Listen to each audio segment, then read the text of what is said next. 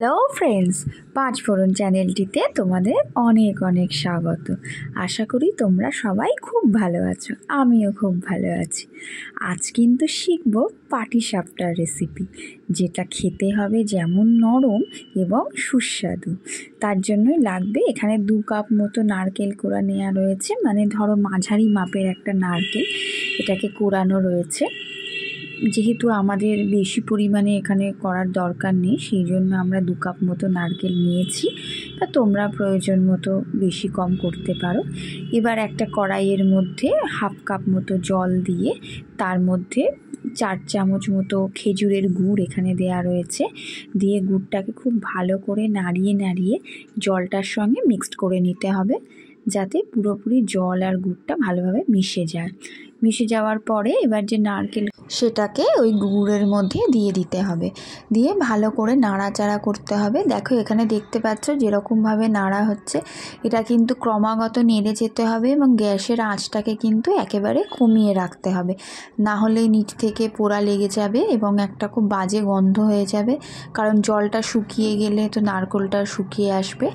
আর এটার যে ছাইটা হবে নারকেলের, সেটা কিন্তু একেবারেই নাড়ুর মতো শক্ত হবে না, এটা একটু নরম নরম পাকের হবে, কারণ যখন পাটিসাপটার মধ্যে এটা দেওয়া হবে তখন কিন্তু এটা একটু ছড়িয়ে দিতে হবে, তবেই ভালো লাগবে খেতে, কারণ পাটিসাপটার পুরোটাই তাহলে এটা ছড়িয়ে যাবে।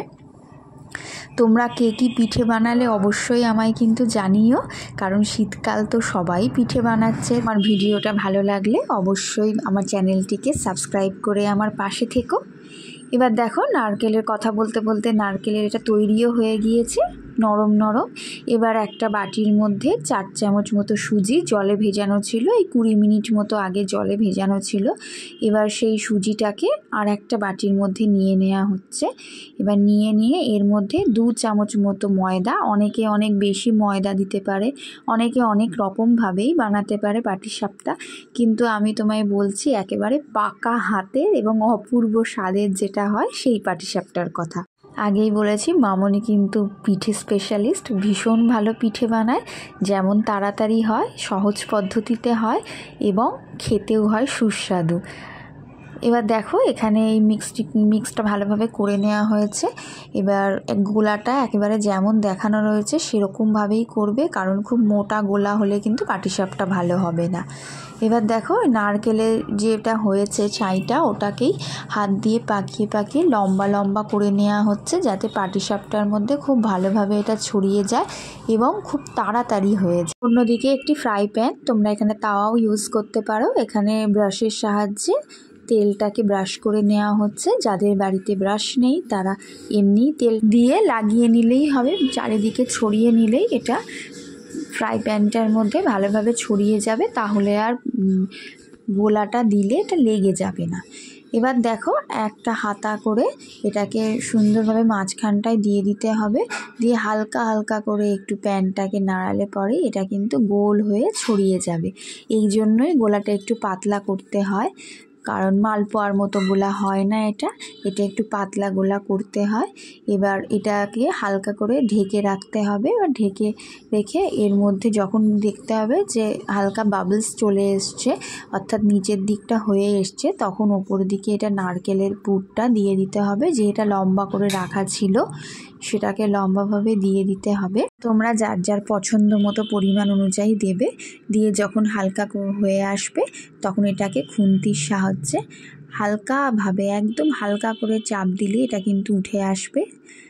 যেহেতু এখানে গোলাটার মাপটা একেবারে ঠিকঠাক রয়েছে, যেরমভাবে মাপ দেখানো রয়েছে তোমরা যদি সেই মাপেই করো তাহলে কিন্তু পাটিসাপটা সুন্দরভাবে উঠে আসবে, কোনো অসুবিধা হবে না। তোমরা যদি এমনি কড়াইতেও করো বা এমনি তাওয়াতে করো তাহলেও কোনো সমস্যা কিন্তু হবে না, কারণ গোলা ঠিকঠাক হলে কোনো দিনই পাটিসাপটা আটকে যাবে না। তোমরা যে কোনো কিছুতেই পাটিসাপটা বানাও না কেন, সেই জন্য গোলা এখানে প্রচণ্ড ইম্পর্টেন্ট।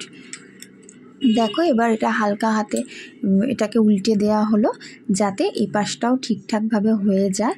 এরকমভাবে সেঁকতে সেঁকতে তোমরা কিন্তু গ্যাসের আঁচটাকে একেবারে কমিয়ে রাখবে। এরকমভাবে পরেরগুলোও করে নেওয়া হচ্ছে। দেখো তোমরা দেখতেই পাচ্ছ যেরমভাবে দেখানো রয়েছে হালকাভাবে এটা করা হচ্ছে, তাহলে পরে কিন্তু কোনো সমস্যা হবে না, লেগেও যাবে না, আবার রঙটাও সাদা থাকবে। অনেকের পাটিসাপটা করতে গিয়ে বেশি লাল হয়ে যায়, কিন্তু এখানে দেখো পাটিসাপটাটা একেবারে ধপধপে সাদা রয়েছে, ঠিক যেমন তোমরা দেখতে পাচ্ছ। আর এটা সত্যি কিন্তু খেতে হয়েছিল অপূর্ব। আর তোমাদের আর একদিন দেখাবো এবার ক্ষীরের পাটিসাপটা রেসিপি। খুব সহজে কি করে নরম তুলতুলে এবং সুস্বাদু ক্ষীরের পাটিসাপটা বানিয়ে নেবে সেটা দেখার জন্য কিন্তু অবশ্যই আমার চ্যানেলটিকে ফলো করে রাখতে হবে আর সাবস্ক্রাইব করে রাখতে হবে, অবশ্যই দেখতে হবে। আর তোমাদের কার কার আমার ভিডিওটা ভালো লাগলো অবশ্যই জানিও, কারণ তোমাদের মতামত আমার কাছে কিন্তু খুবই গুরুত্বপূর্ণ। তোমরা পাশে থাকলে তবেই আমি এই চ্যানেলটিকে আরও বড় করতে পারবো। অনেক অনেক ধন্যবাদ তোমাদেরকে আমার চ্যানেলটি দেখার জন্য। অনেক নানা রকমের চমকপ্রদ পিঠের রেসিপি দেখার জন্য আমার পাশে থেকো। ধন্যবাদ।